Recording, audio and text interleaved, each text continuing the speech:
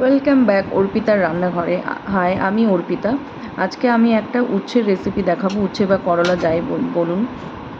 তো এটা খেতে খুবই টেস্টি হয়, আর যারা উচ্ছে খায় না তারাও চেটেপুটে খেয়ে নেবে, আর এই একটা পদ দিয়েই ভাত খাওয়া হয়ে যাবে, এরকম একটা রেসিপি। তো আমি উচ্ছেগুলোর দু সাইড কেটে নিয়ে লম্বা লম্বা করে উচ্ছেগুলো কেটে নিলাম, যেরকম ভিডিওতে দেখা যাচ্ছে। তারপরে আমি 3টে উচ্ছে নিয়েছিলাম, এখানে 2টো আলু নিয়েছি ছোটো ছোটো। সেগুলোকে ভালো করে ছুলে নিয়ে ঠিক লম্বা লম্বা করেই উচ্ছেগুলোর মতন কেটে নেব। আর আমি এখানে একটা পেঁয়াজ নিয়েছি, পেঁয়াজটাকে ভালো করে ছুলে নিয়ে ওটাকে কুচিয়ে নেব। তারপরে একসাথে একটা বাটিতে রাখছি। তারপরে এগুলোকে ভালো করে পরিষ্কার করে আবার করে ধুয়ে নেব। ধুয়ে নেওয়ার পর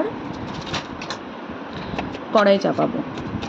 এই রেসিপিটা আপনারাও ট্রাই করে দেখবেন আর আমাকে জানাবেন কেমন হয়েছে। যদি ভালো লেগে থাকে তাহলে প্লিজ লাইক, শেয়ার আর সাবস্ক্রাইব করবেন। একটা মিক্সির বাটিতে আমি 1.5 চামচ মতন কালো সর্ষে নিয়েছি, আর 1 চামচ মতন আমি পোস্ত নিয়েছি। ওটাকে প্রথমে আমি শুকনো ঘুরিয়ে নিলাম। তারপরে আমি একটা ছোটো টমেটো আমি কেটে দুভাগ করে দিলাম, আর 2টো লঙ্কা। এটাকে আমি একটু জল দিয়ে ভালো করে পেস্ট করে নেব। প্রথমে শুকনো ঘুরিয়ে নিলে অল্প একটু পোস্ত আর সর্ষে থাকলে ওটা ভালো করে মানে মিহি পেস্ট হয়ে যায়। তারপরে কড়াই গরম হলে আমি 1 চামচ বা 1.5 চামচের মতন আমি এখানে সর্ষের তেল দিয়েছি, আমি খুব একটা তেল দিইনি। তারপরে পুরো সবজিটা আমি দিয়ে দিয়েছি, উচ্ছে, পেঁয়াজ আর আলু। তারপরে ভালো করে নেড়ে চেড়ে নিলাম, নেড়ে চেড়ে তেলের সাথে মিশিয়ে নিলাম। তারপরে আমি এটাতে যোগ করব সামান্য একটু হলুদ, আর একটু স্বাদ অনুযায়ী আমি লবণ যোগ করব, নুন দেব। আর আমি এখানে একটুখানি চিনি ব্যবহার করছি, আপনারা ইচ্ছে হলে করতে পারেন, এটা অপশনাল। কিন্তু আসলে তেতো জিনিস, তো তেতো জিনিসের মধ্যে একটুখানি চিনি দিলে ওটা স্বাদটা বাড়ে, ব্যালেন্স করে স্বাদটাকে। আর তেতো জিনিসটা আর সর্ষের জিনিসটাকে একটুখানি ব্যালেন্স করে। সর্ষেটা যেহেতু একটু হালকা তেতো বা ঝাঁঝালো থাকে, আর উচ্ছেটা তো তেতো, সেই জন্য।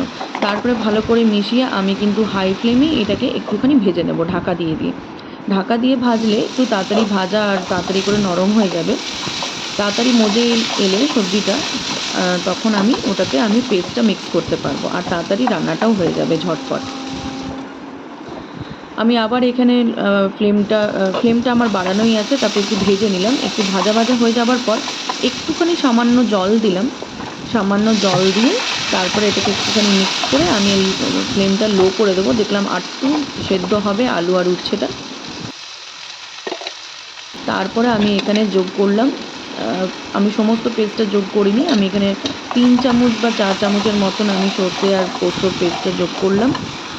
আমি এখানে চিনি নুনটা আগেই যোগ করেছি, অনেক সময় রান্নার শেষে যোগ করে।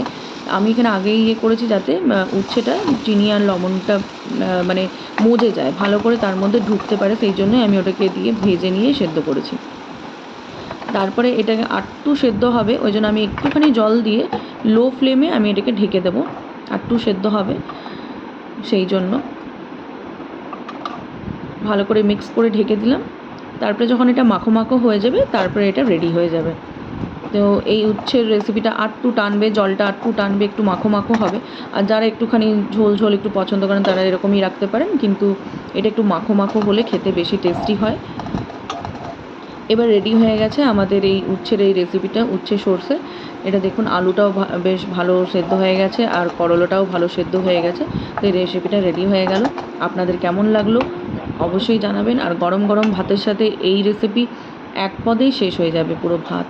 নিশ্চয়ই ট্রাই করে জানাবেন, আর খুব তাড়াতাড়ি হয়ে যায়, আর সিম্পল একটা recipe. Thank you for watching.